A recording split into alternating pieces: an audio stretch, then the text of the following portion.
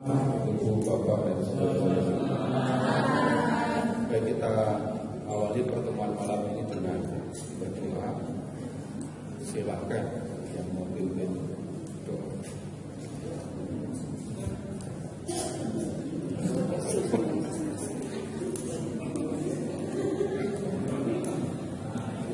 Yang panjang setelahnya kira-kira sampai jam 8.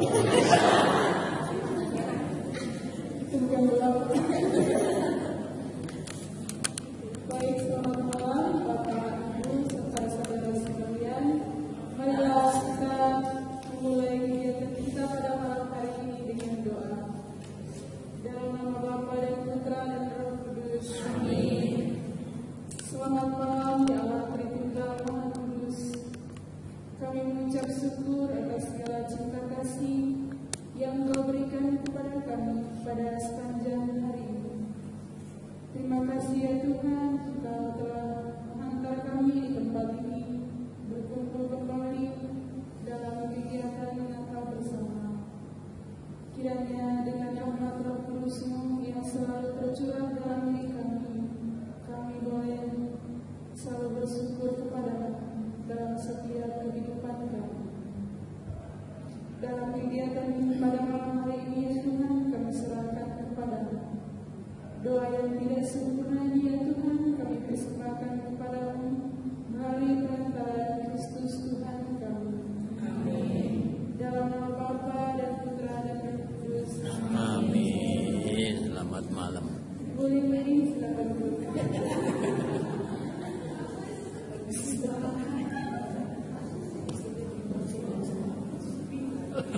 Langsung ke mana?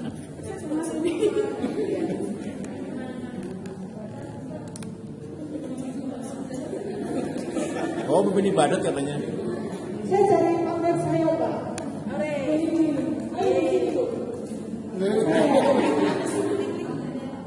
Oke. Selamat malam Bapak Ibu sekalian. Masih ada suasana Natal dan Tahun Baru? Masih.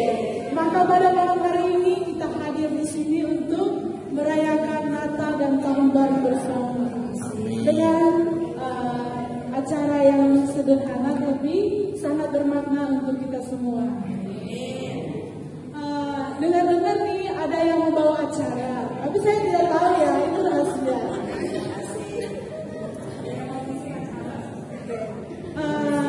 Dari saya pribadi dan juga kita semua, kita saling menyapa satu sama lain, kiri kanan, depan belakang.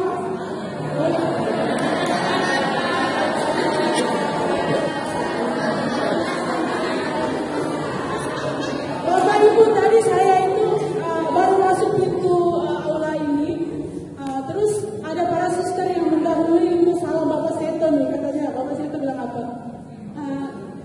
Natal itu udah lewat sih.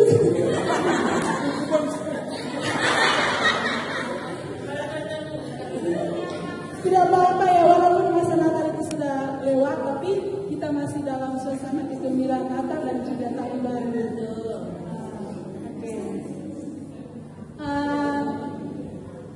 Untuk memulai acara kita pada malam hari ini, saya mempersilakan para suster yang mempersembahkan lagu.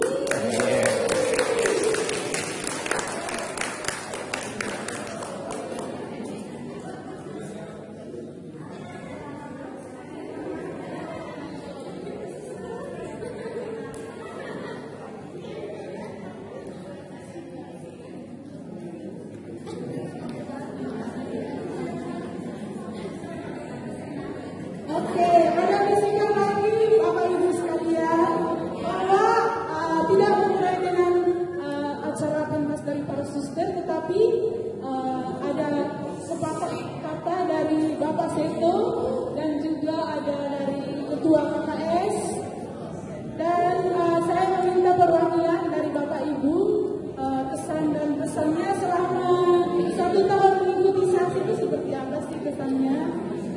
Kami mempersilakan Bapak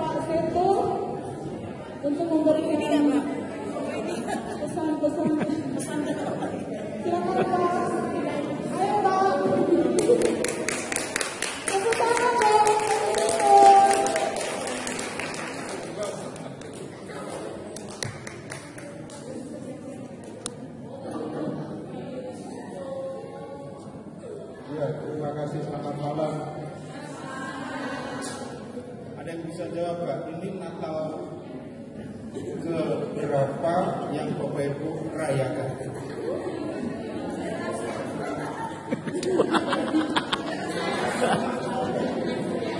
Ketiga dengan keluarga.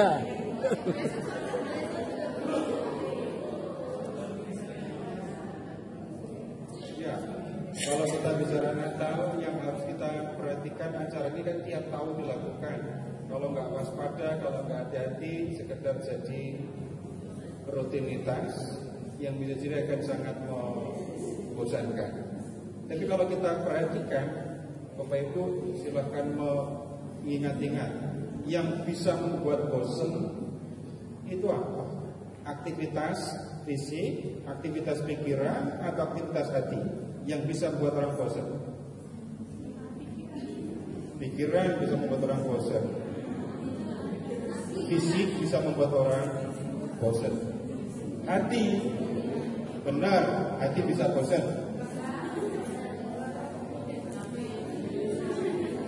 Itu sih ungkapan lain, capek hati aku, itu urusan lain. Tapi ketika orang berbicara tentang aktivitas hati, harusnya nggak bosan. Saya tidak yakin Bapak Ibu pernah mengucapkan aku bosan, kangen terus sama kamu. Pernah ngomong gitu?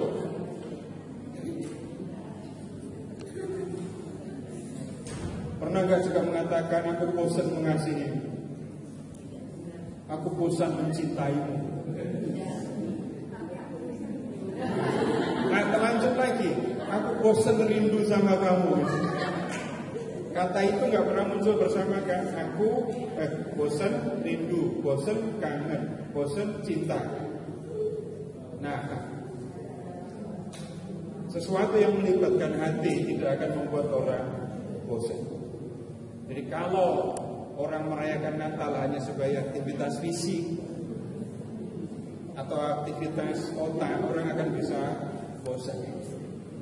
Tapi kalau aktivitas atau kegiatan Natal itu entah apapun wujudnya melibatkan hati, maka orang tidak akan pernah mengalami kebosanan. Untuk mengalami Tuhan, merasakan kehadiran Tuhan juga sama. Urusan dengan Tuhan itu urusan hati. Otak dipakai pasti. Tapi kalau hanya pakai otak, orang tidak akan mengalami perjumpaan dengan Tuhan itu. Nah, kalau belajar Alkitab, bosan apa enggak?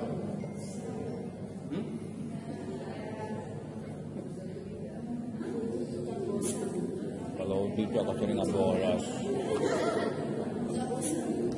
Bilang kita sering bolos. Bolos.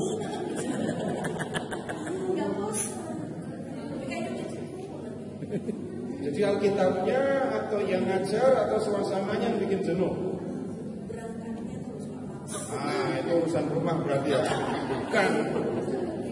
Nah, sama. Jadi ketika orang belajar Alkitab dan orang melibatkan hati untuk belajar dan untuk berjumpa dengan Tuhan, maka tidak akan pernah ketemu kebosanan. Kalau lelah, pasti lelah. Orang namanya ada aktivitas fisik, ada aktivitas pikiran, pasti akan ada bosannya. Bukan ada bosannya, ada capeknya. Dan ketika orang sudah capek di rumah, pulang kerja capek, mau berangkat lagi untuk belajar, itu rasanya bisa jadi berat. Tapi tunggu dulu, balik lagi. Fisik bisa capek, badan bisa capek, pikiran bisa lelah. Tapi hati, apakah bisa lelah? Sama, jawab pertanyaannya sama. Pernah nggak mengatakan, aku lelah merindukanmu gitu. Aku rindu kepadamu sampai lelah gitu.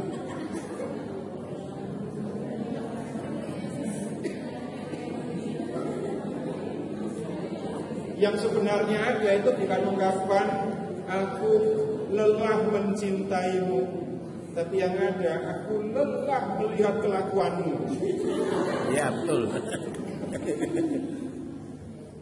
Nah, ini ngomong apa sih kayak gini?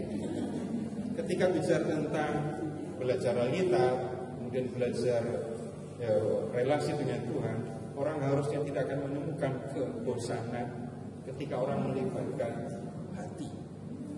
Saya tidak memberi teori, saya belajar Alkitab di sini, di ruangan ini, itu pertama kali tahun 2007.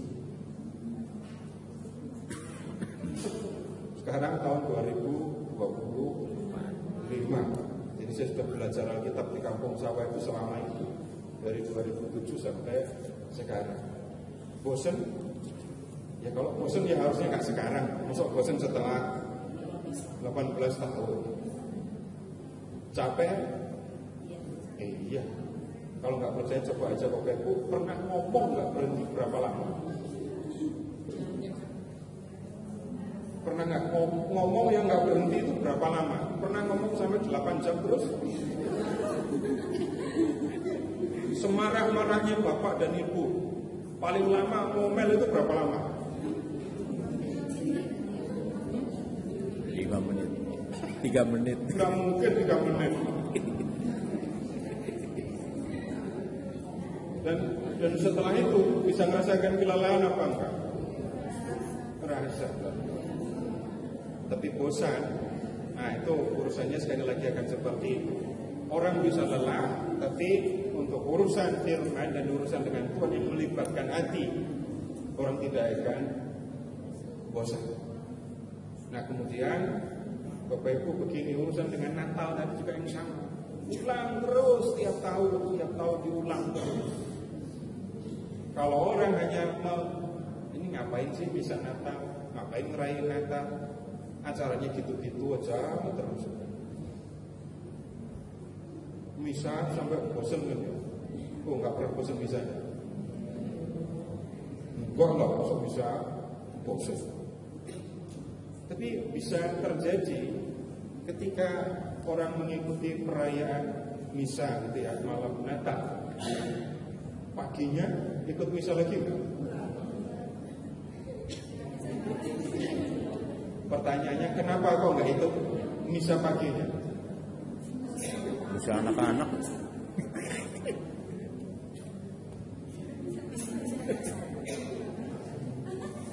Banyak kan? Lebih banyak mana yang datang misa malam Natal atau misa Natal? Malam Natal. Seringkali misa Natal dengan misa malam Natal dianggap sama. Padahal beda. Padahal beda. Terus ada yang pura-pura mengalah. Kalian misa malam saja, saya yang pagi. Malam saya jaga rumah. Nah, yang seperti itu bisa terjadi, tetapi kemudian saya dalam hal ini terus langsung ingat ucapan atau kata-kata dari almarhum Romo Tanto. Semoga datang Romo. Iman itu dipahami, iman itu dihidupi, dan yang ketiga, iman itu dirayakan. Nah, misa malam Natal, misa Natal, Paskah dan seterusnya itu kesempatan bagi kita untuk merayakan iman. Enggak ada diskusi lagi kalau nggak misa, diskusinya di sini. Dan itu ketika orang merayakan, maka yang sebenarnya terjadi itu adalah peristiwa karya Allah di masa lampau itu dihadirkan di muka kita, di hadapan kita, sehingga kita memandang peristiwa itu. Nah, kalau masa malam Natal, hal yang dilakukan itu adalah apa itu? Penempatan patung kanak-kanak Yesus kan? Kenapa di dalam gereja itu ada gua Natal? Bisa mendeteksi, bisa mengingat gak yang ada di gua itu apa saja dan siapa saja? Siapa dulu? Yesus, Maria, Yesus, Maria, Yusuf, Gembala, terus siapa dulu? Malaikatnya biasanya di atas gua itu ya. Terus ada raja. Terus apa yang ada di situ? Ada domba.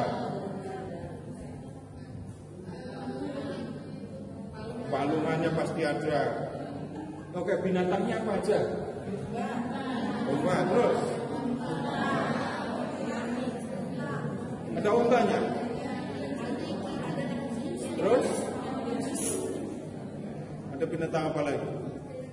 Ada keledai. Terus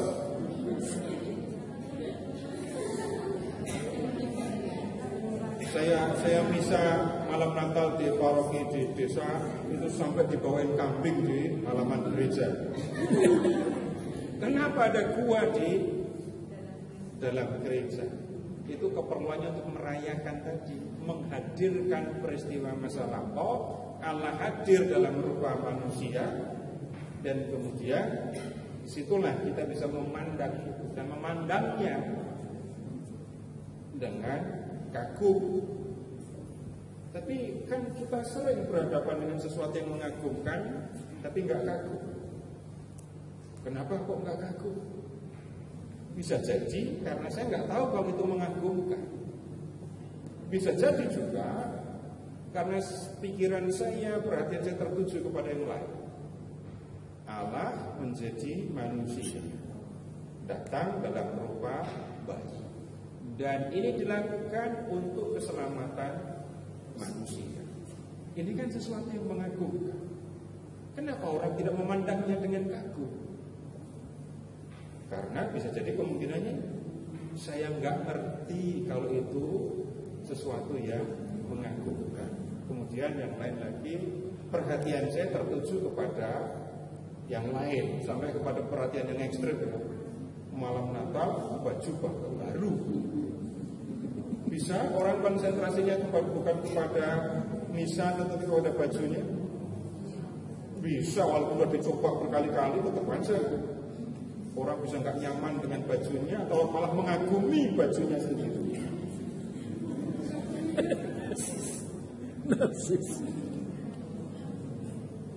Nah, merayakan iman, merayakan peristiwa Allah menjadi manusia. Ketika orang memandangnya dengan kekaguman, maka orang juga tidak akan bosan. Ini juga sama. Coba, pernah nggak mengucapkan aku bosan kagum? Nggak bisa. Dan kekaguman itu kan nggak bisa disuruh kan? Yuk kagum yuk. Nggak bisa. Kekaguman itu melihat, memahami, dan kemudian di dalam hati muncul rasa kagum. Begitu harusnya ketika orang memandang Allah yang menjadi manusia dalam diri Yesus. Dan ketika kita merayakan Natal ini terus menerus, rencananya mau sampai kapan ngerayain Natal? Sampai tahun berapa? Ya sampai ketemu yang kita rayakan itu kan. Jadi kita ketika mengalami melakukan yang seperti ini, kita tidak akan merasakan kebosanan itu, dan kita akan tetap bisa menikmati dalam kekaguman. Terima kasih.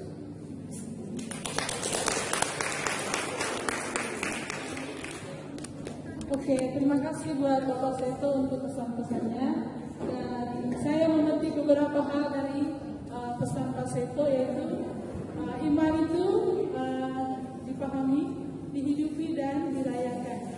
Nah, untuk kita Natal itu bukan hanya baju baru yang ditunggu-tunggu atau mengagumi hanya baju baru saja, tetapi kita merayakan lagi apa yang dahulu kita bacakan dalam kitab suci, merayakan Natal itu seperti apa. Oke.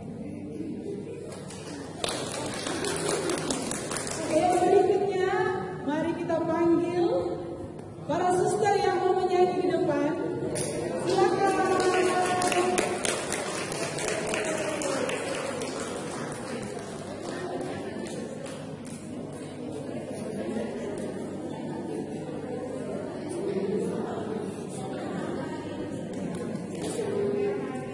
Oke, para suster, jangan lama-lama yuk.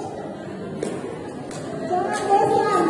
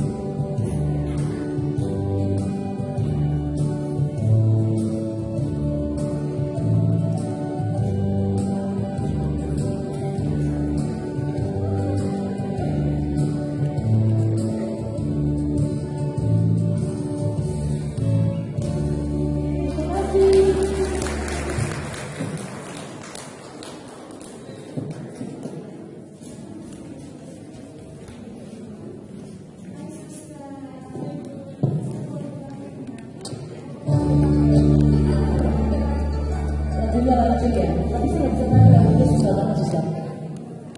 Halo suster semua, shalom, selamat malam dan juga buat maaf, suster udah nggak lulus ya, suster itu ya. Bingung. Maksudnya Bu Ana, ya Allah, Bu Ana. Iya, suster ya 10 tahun akhirnya nggak jadi suster, gitu maksudnya. Shalom semuanya, Bapak Ibu semuanya. Oh, jangan dekat-dekat. Oke, sorry, saya lupa. Semuanya sehat-sehat ya. Terus terpilih terima kasih ya. Tadi ya sudah ditembak, saya pun ditembak, tapi nggak apa-apa buat kita semuanya. Acaranya acara spontan saja. Dan malam hari ini, kebetulan saya lihat ada Pak Agung. Pak Agung kan kalau kepala panik ya. Boleh dong Pak, berikan sambutannya sedikit aja. Ayo Pak Agung. Kan kita udah ditembak. Dan harus mau. Sekarang Pak Agung.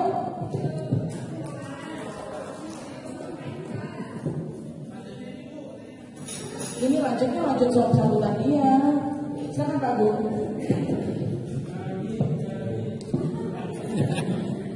Terima kasih kami yang sudah kasih kesempatan saya untuk menyampaikan sesuatu. Utamanya saya ucapkan selamat Natal dan tahun baru kepada teman-teman. Kita kan belum pernah kesempatan untuk satu sama lain. Di kesempatan ini kita diajak untuk saling mengucapkan selamat Natal. Yang pertama. Yang kedua, terima kasih pada Pak Seto yang sudah dengan setianya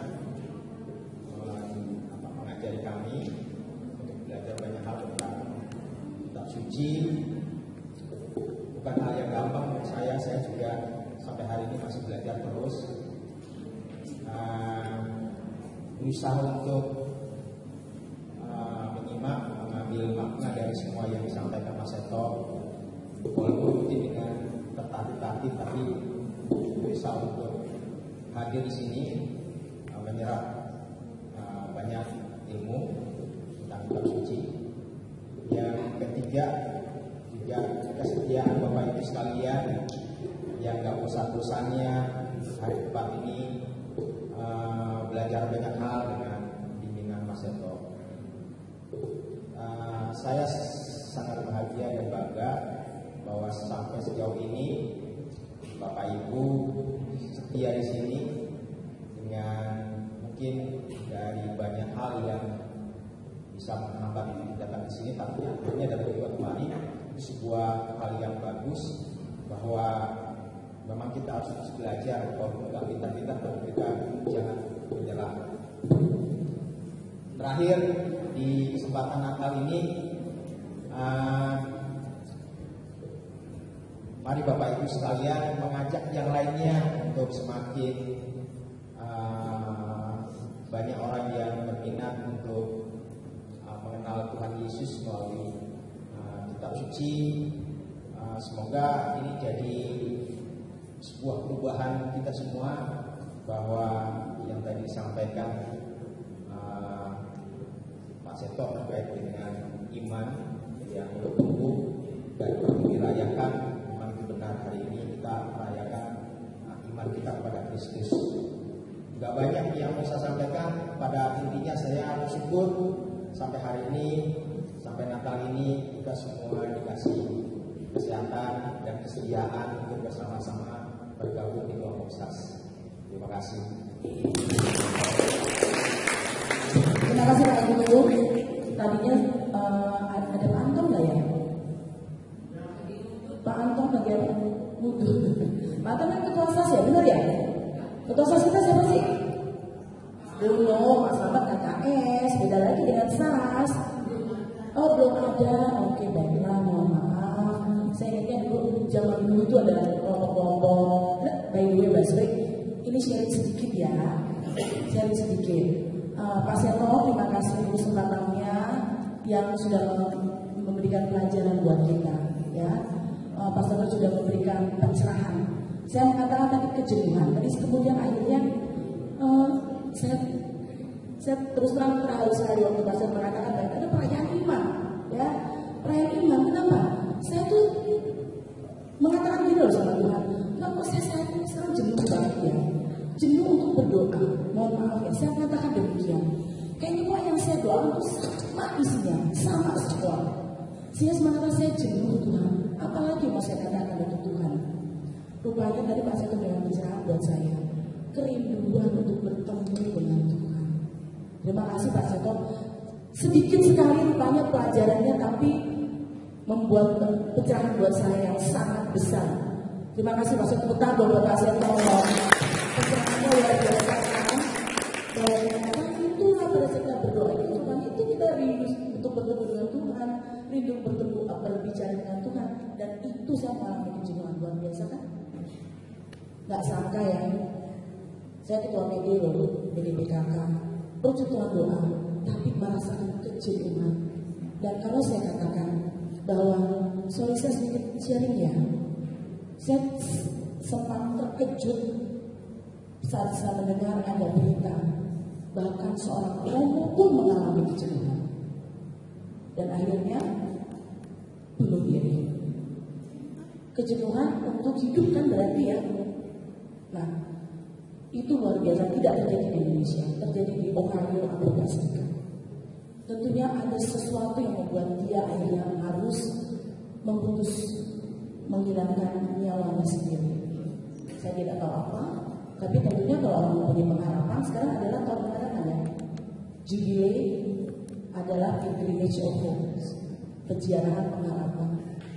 Ternyata bagi seorang walaupun sudah lelah untuk hidup, tidak tahu apa. Tapi mudah para suster semua, jangan lupa untuk belajar ya suster ya. Terus nanti sampai kawan ketemu suster, terus lucu juga ya. Kami doakan semuanya, para suster semua nantinya menjadi suster kita semuanya, mengucapkan kawan kekal dan melayani Tuhan untuk semua kita semua yang ada di sini, terutama para suster.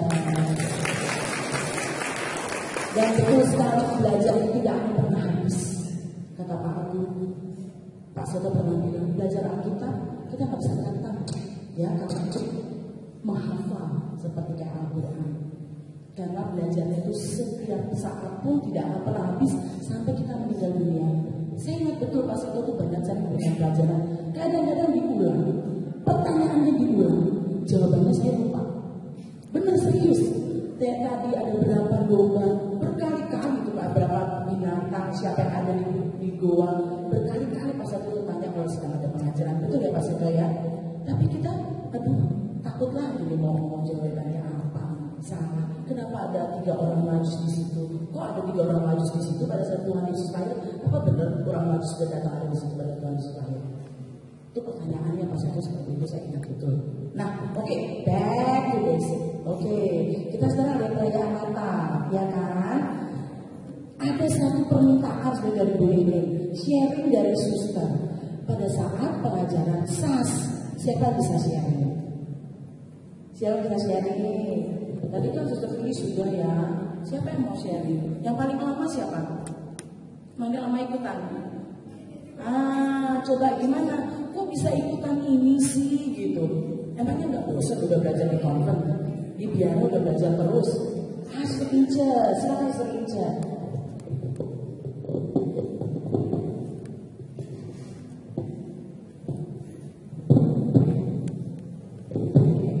Selamat malam Bapak Ibu. Sudah disebutkan sama Ibu Tami ya, saya Sister Ince HSHJ. Selamat Natal dan Tahun Baru untuk kita semua. Walaupun rasanya sudah telat, tapi belum telat karena baru merayakan di sini. Dari saya pribadi untuk pengajaran yang saya alami di tempat ini,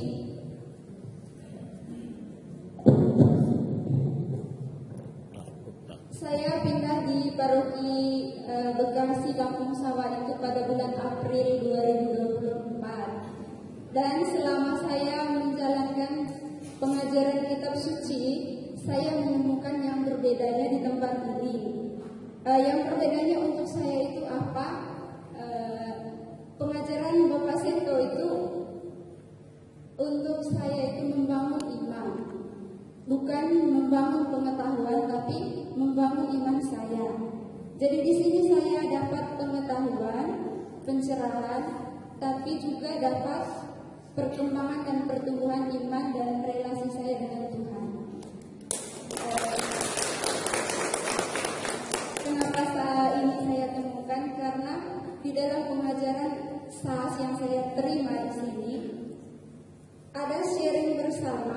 ada perenungan, ada pertanyaan untuk saya refleksi. Dan ini tidak jauh berbeda dengan apa yang saya lakukan ketika di awal saya memulai kehidupan biara saya.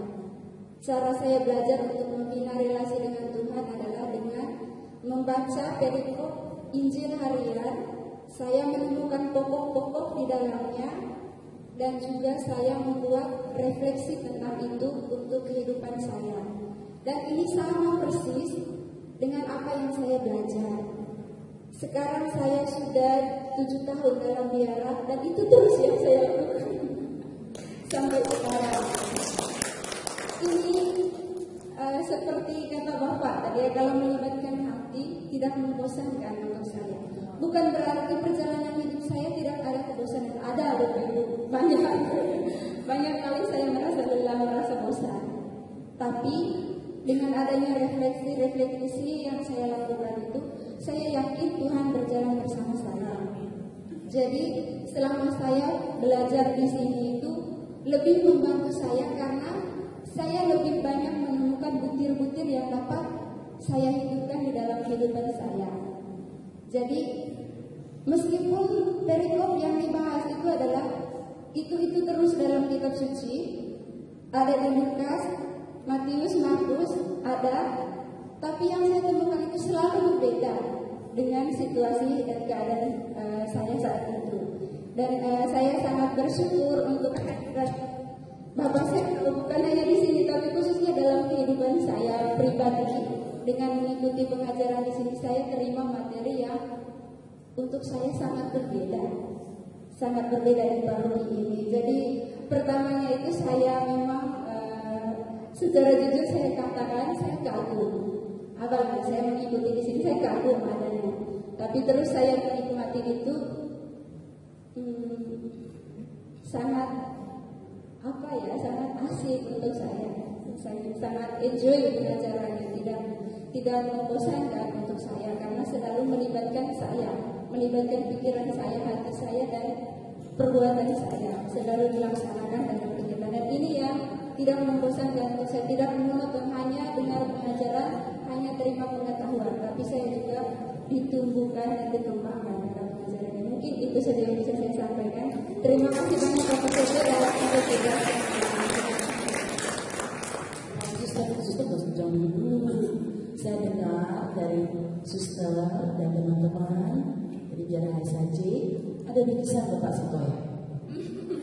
Apa itu mau diberikan sekarang? Ya, bingkisannya mana? Silakan.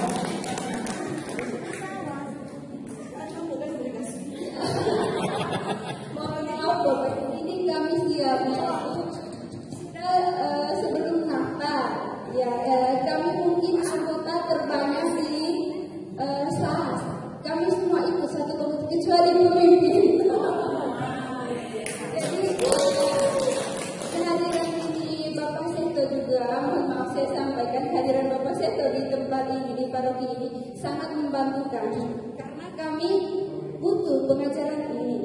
Kami sangat membutuhkannya dan ini ada di paroki ini.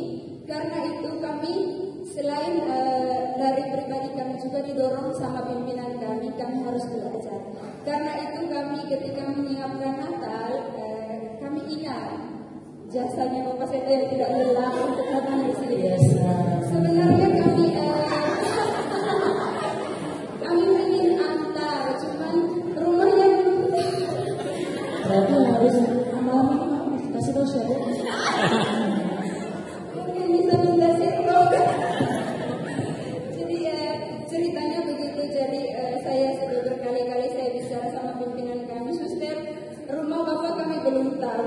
Ini waktunya juga semakin mepet. Lalu sudah, walaupun kalian terlambat nanti, Bapak saat pengajaran. Baik. Tidak ada kata bagi kita untuk merayakannya. Terima kasih suster. Pak Seto silakan maju ke depan untuk menerima bingkisan dari para suster. Yang pasti dibuat dengan rasa syukur yang luar biasa. Ada lagi yang mau bicara? Silakan. Baik, Pak Seto, saya mewakili suster HSAJ dengan suster pemimpin, suster Kim Soyomalianta yang tidak hadir pada malam hari ini. Namun dari kami semua mengucapkan terima kasih banyak kepada Bapak Direktur yang telah mengajar, dan kami semua yang datang di sini juga belajar di masjid seperti yang sudah disampaikan. Oleh karena itu pada malam hari ini dari kami Kongregasi Hati saja mengucapkan selamat Natal dan tahun baru kepada kita. Tanggal 9 yaitu satu yang Ini kandang kecilnya karya kami selama masa akhir untuk persiapan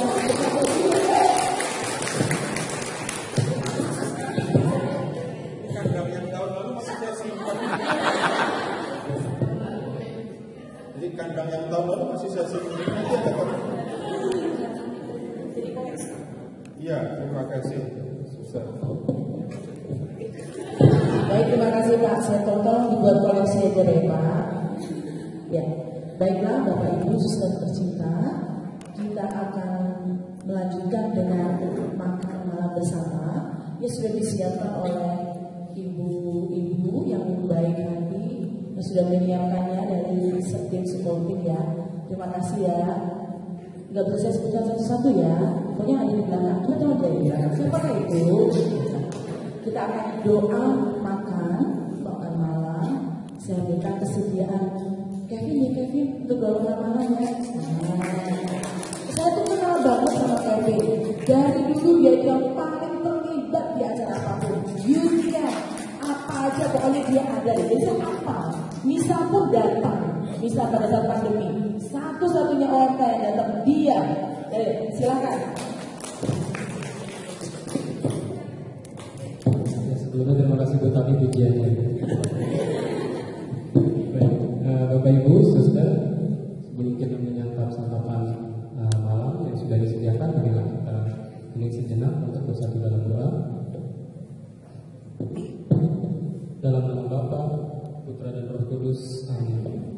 Allah Bapa yang bertata dalam kerajaan surga, kami berterima kasih dan mengucap syukur padamu ya Bapa, karena atas berkat-Mu yang berkelimpahan kepada kami, Kau masih memberikan kami berkat berupa nafas kehidupan sampai malam hari ini.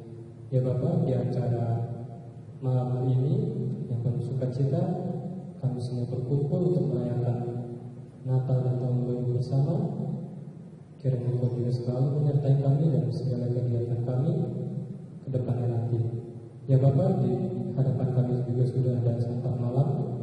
Kiranya Bapa Kau memberkati santap malam yang sudah disediakan. Engkau boleh berkati juga yang sudah menyiapkan santap malam bagi kami. Dan kami juga berdoa untuk saudara-saudari kami yang masih belum bisa merasakan santap malam seperti kami.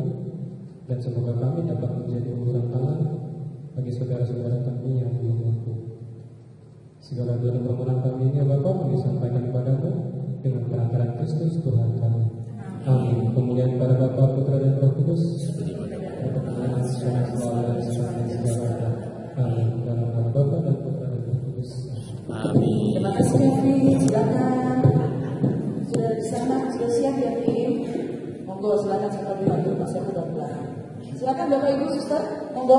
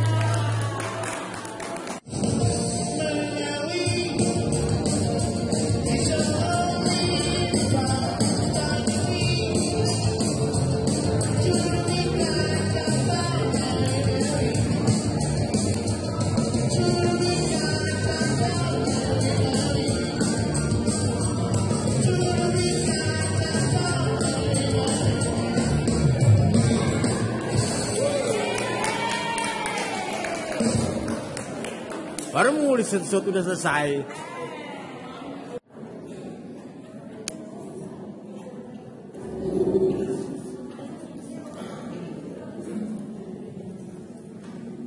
Baik, Bapak, Ibu, dan saudara-saudara pernah mendengar kata indulgensi?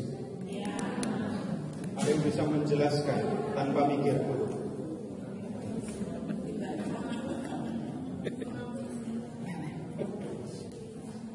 Itu satu hal yang saya harus katakan termasuk yang sulit untuk dipahami. Tapi berkaitan dengan tahun jubileum tahun ini, kita harus belajar tentang hal seperti itu. Jadi awalnya saya pikir kita akan mulai belajar dari awal, belajar Alkitab ya. Saya ingin mengajak Bapak Ibu untuk mempelajari keseluruhan isi Alkitab. Jadi kita punya gambaran menyeluruh tentang isi Alkitab. Tapi kemudian kita harus tunda sampai bulan depan, karena untuk 3 pertemuan kita akan belajar tentang tahun jubileum. Tahun 2000 Bapak Ibu sudah Katolik belum? Ya. Tapi waktu itu sudah dengar tahun jubileum?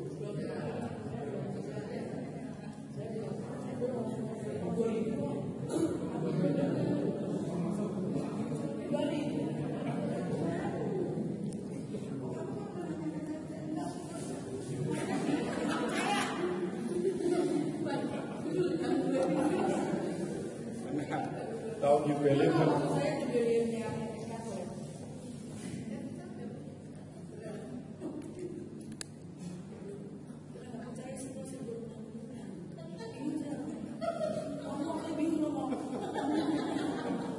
Iya, yang minimal yang pernah saya ikuti kan tahun 2000 udah tahun jubileum yang biasa. Lalu datang lagi tahun 25 ini. Nah, kemudian begini, kenapa saya tanya tahun 2000 sudah Bapak sudah merayakan jubileum atau belum? Itu karena biarpun ini dari Vatikan mau mengumumkan gitu, belum tentu umat dengar. Nah itu kita ketemu contoh langsung. Enggak masalah. Bukan enggak masalah, tapi justru ini masalah. Pengumumannya jelas ini malam Natal Bapak Ibu dengerin paus khotbah apa enggak? Memilih paus malam Natal. Dia punya TV tapi.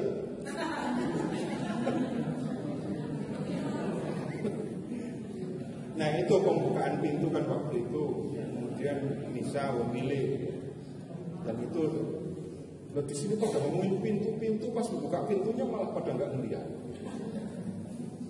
Nah kita perlu belajar itu, dan kemudian begini, apa yang akan kita pelajari tentang jubileum itu bukan spontan berpikir, gagasan sendiri, enggak. Kita akan belajar dari dokumen-dokumen yang berkaitan dengan ini. Yang pertama itu surat dari Paus Fransiskus kepada ini ketua panitia jubileum gitu ya kalau bahasa Indonesia. Itu ada surat yang sudah diterjemahkan ke dalam bahasa Indonesia dan kemudian kita bisa pelajari di situ. Kemudian yang kedua, ini yang utama. Ini ada bula L-nya 2 dari Paus Fransiskus. Pernah dengar kata bula?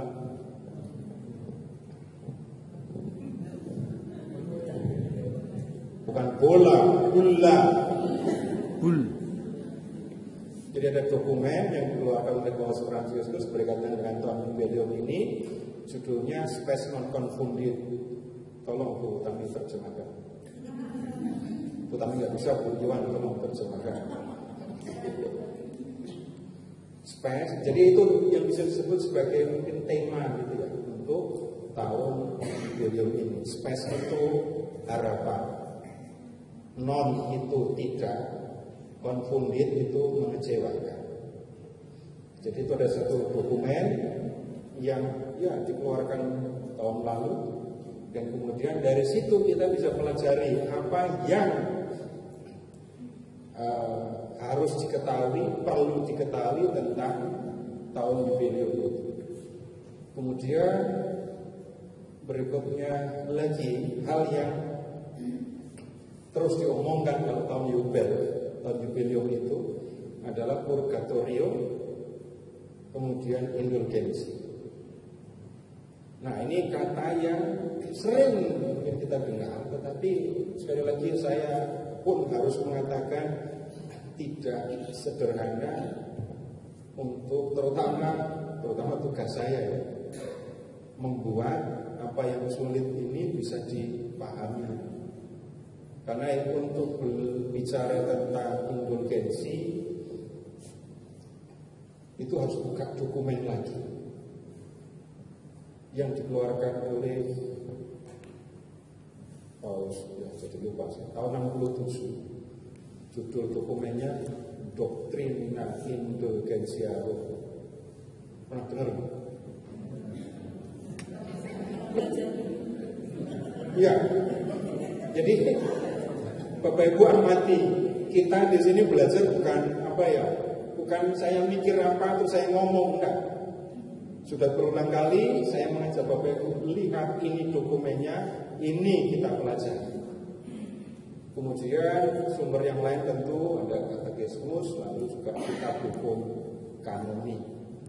Itu kitab-kitab yang kalau kita baca sendiri mungkin jangan Bapak Ibu malah lempar itu bukunya karena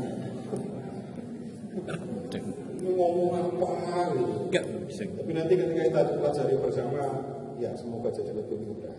Jadi tentang indulgensi saja itu sebenarnya ada beberapa dokumen, tapi yang bisa dikatakan paling jelas, paling lengkap itu judulnya itu Doctrina Indulgentiarum. Nah, nanti proses belajarnya kita akan belajar dulu tentang latar belakang. Jadi tahun jubileum itu dimulainya tahun 1300. Belum lahir ya? Zaman Majapahit ya. Itu waktu Gajah Mada. Jadi tahun 1300 Paus Bonifacius mengambil inspirasi dari kebiasaan tahun Yobel di Perjanjian Lama yang kita bisa lihat di ini kitab Imamat bab 25. Jadi tahun itu tahun ke-50. Nah, tahun itu pembukaan tahun itu ya, diawali dengan meniup trompet. Dalam bahasa Ibrani Yobel. Maka tahun itu disebut tahun Yobel. Nah, kemudian Paus Bonifacius ke-8 mengambil inspirasi dari situ dan kemudian menggunakannya di dalam gereja untuk bicara tentang ini indulgensi. Mula-mula diadakan 100 tahun sekali, kemudian 50 tahun sekali, dan sekarang 25 tahun sekali. Jadi jangan-jangan ini tahun Yobel kita yang terakhir.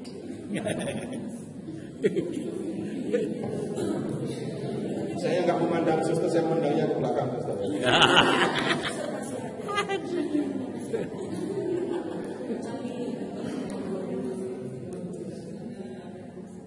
Karena kita ngomongin jubileum, tahun Yobel, indulgensi itu kan justru mikirin sesudah kita nggak ada di sini lagi kan. Jadi kita mulai dengan mempelajari itu, semangat dasarnya awalnya seperti apa gitu ya. Dan kemudian yang berikutnya, yang kedua, nanti kita akan belajar itu gula yang spes non confounded. Disitulah kita ketemu keterangan mengenai pintu. Jadi kalau nanti dibuat pintu, kemudian di Vatikan ada macam-macam pintu yang dibuka itu bukan kita mikir pintu terus muncul di ide apa tentang pintu, bukan begitu. Itu yang sering kali terjadi kalau nggak belajar dokumen begitu. Ini pintu, lalu pikir sendiri pintu itu simbol apa ya? Enggak, bukan begitu. Nah, dalam dokumen itu yang dikeluarkan Paulus, Pes non confundit, di situ disebutkan tentang pintu itu. Singkatnya, yang ada di dalam dokumen itu disebut adalah Yesus itu pintu keselamatan kita. Jadi keterangannya nggak bisa lain dari itu, karena itu yang jelas disebut di dalam dokumen. Lalu hal besar yang disampaikan di situ itu adalah pengharapan. Pengharapan tidak mengecewakan. Pengharapan yang utama itu sebenarnya kita diskusikan di masa Advent itu, Adventus Domini waktu itu. Itu pengharapan paling besar. Tapi kemudian dalam perjalanan hidup di dunia ini, kita diajak untuk mengingat orang sakit berharap untuk sembuh, orang susah berharap untuk senang dan seterusnya. Ada harapan-harapan yang terus harus dipegang, terus harus diperhatikan. Nah, kemudian baru tema yang ketiga itu bisa tentang purgatorium dan indulgensi itu tadi, termasuk kemudian bisa tentang para arwah. Apa yang harus dilakukan baik untuk diri sendiri maupun untuk orang-orang yang masih atau jiwa-jiwa yang masih di penyusia. Ketika saya mempelajari bagian ini, ternyata ada banyak hal yang saya sendiri baru tahu. Ada beberapa hal yang sudah saya sampaikan kepada Bapak Ibu, tapi dengan bahasa yang jauh lebih gampang. Misalnya begini, ketika orang berdosa itu ada dua akibat. Yang pertama, dia bersalah. Yang kedua, itu ada sebutannya hukuman, siksa, sisa dosa. Jadi ada dua hal. Orang bersalah ketika berdosa, tapi dosa itu juga membuat orang yang berdosa harus mengalami siksa sementara. Ini kata-kata ini kan agak nggak nyaman untuk didengarkan. Nyebutnya siksa sementara. Mau yang sementara itu yang abadi. Siksa yang abadi itu neraka. Siksa sementara itu di dunia, kalau di dunia belum selesai, siksanya tambah nanti di penyucian. Nah, kata siksa itu yang membuat saya agak nyaman. Maksud ngomongnya begini. Tapi ternyata ada kemungkinan lain, hukuman atau konsekuensi dari dosa. Kiasannya yang saya lebih suka menggunakan, dan ini saya pernah sampaikan kepada Bapak Ibu, orang yang berdosa itu membuat jiwanya ternoda. Ketika Bapak Ibu terima absolusi, terima pengampunan, kesalahannya dihilangkan, dihapuskan, tetapi konsekuensi atau nodanya belum hilang. Menghilangkannya bagaimana? Nah, itu nanti kita harus pelajari. Termasuk ini yang baru saya ketahui ya, bukan baru dalam hal pengetahuan, karena sudah ada di katekismus. Bapak Ibu masih ingat gak kapan terakhir menderita? Udah lupa. Jangan sampai sekarang masih menderita.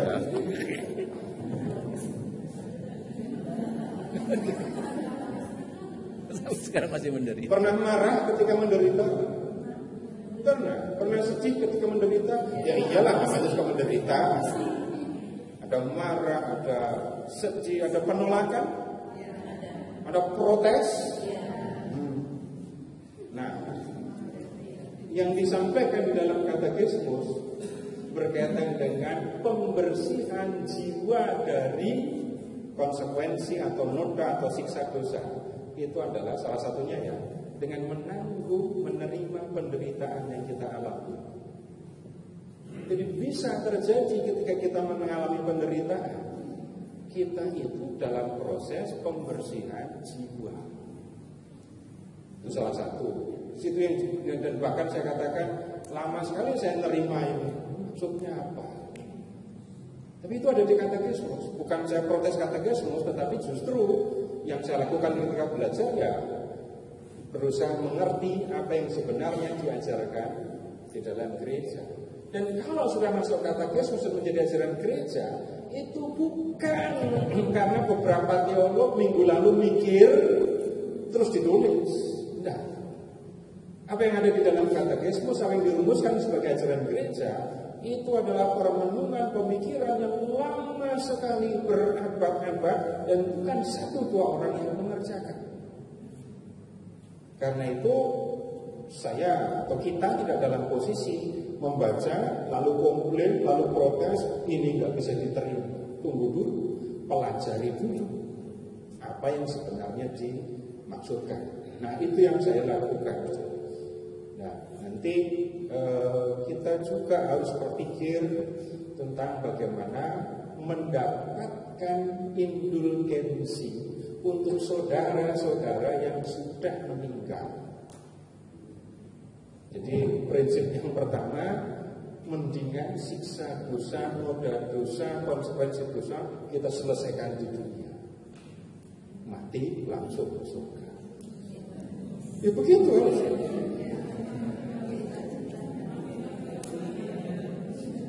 Inginnya begitu. Bukan itu yang harus dilakukan. Surga itu bukan soal masuk ya syukur, enggak. Penyucian itu bukan soal namanya manusia yang berdosa, yang terima saja ke penyucian.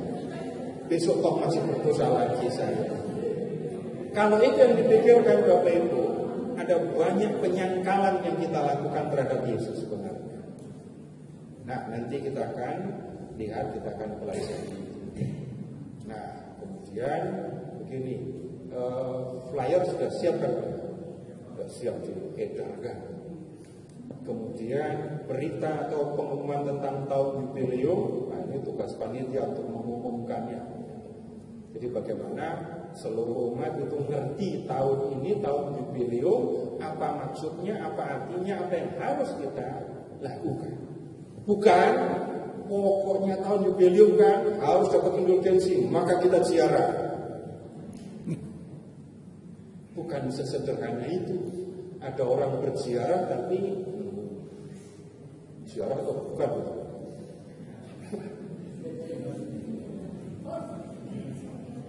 Nah, jadi kita perlu, bahkan sekali lagi seluruh umat kita perlu belajar tentang tahun jubileum.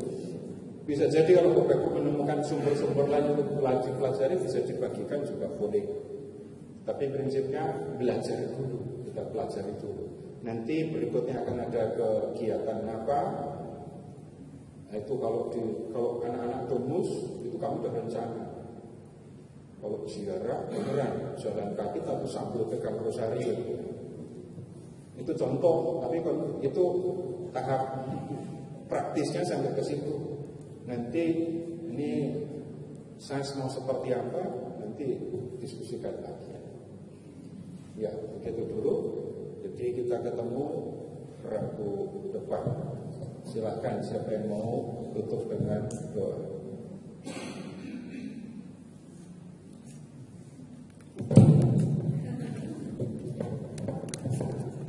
Baiklah suster, Bapak Ibu yang bercinta, juga anak yang terkasih, kita tutup sas perayaan Natal pada malam hari ini. Marilah kita satukan hati kita dalam doa. Dalam nama Bapa dan Putra dan Roh Kudus. Amin.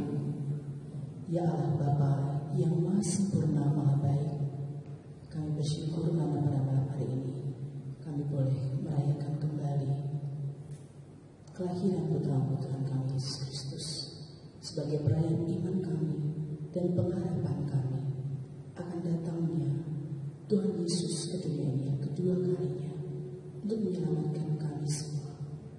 Bapak, pada malam hari ini kami boleh bersuka cita. Kami juga belajar walaupun hanya sedikit, tapi telah mencerahkan iman kami masing-masing. Bapak, kami akan pulang. Kiranya Engkau senantiasa menyertai kami dalam perjalanan pulang. Teman kami yang jauh, Engkau sertai Bapa. Kami selamat sampai di rumah kami masing-masing dan bertemu kembali dengan keluarga kami. Dan kami juga boleh istirahat pada malam hari ini dengan nyenyak, sehingga besok kami boleh bangun dalam keadaan sehat. Terima kasih ya Bapa.